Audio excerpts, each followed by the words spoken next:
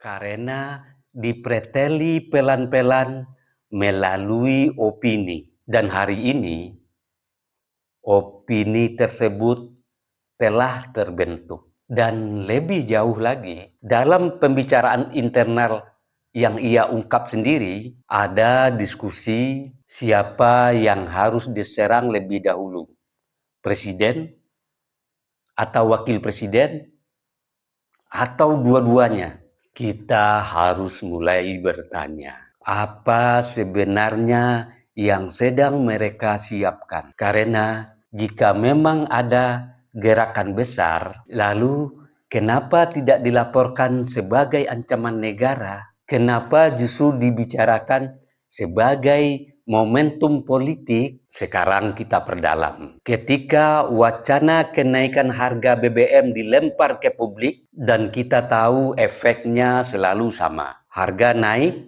rakyat resah, suasana memanas, dan pertanyaannya sederhana. Apakah ini kebetulan atau bagian dari skenario tekanan? Karena dalam sejarah politik, pola ini bukanlah hal baru. Ciptakan kecemasan, dorong ketidakpuasan, bangun persepsi pemerintah lemah, lalu muncul.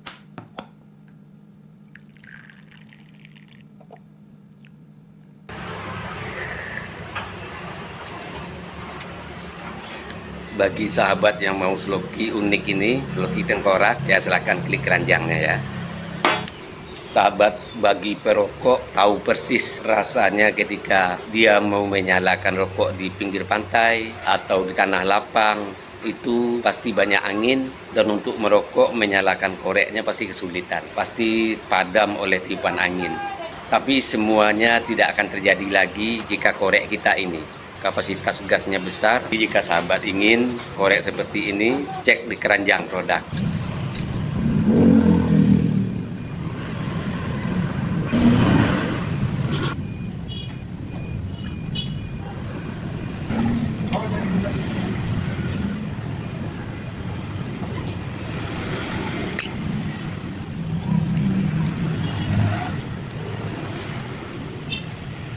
Yang berkendaraan punya mobil, power bank jumper aki ini penting ada di kendaraan kita.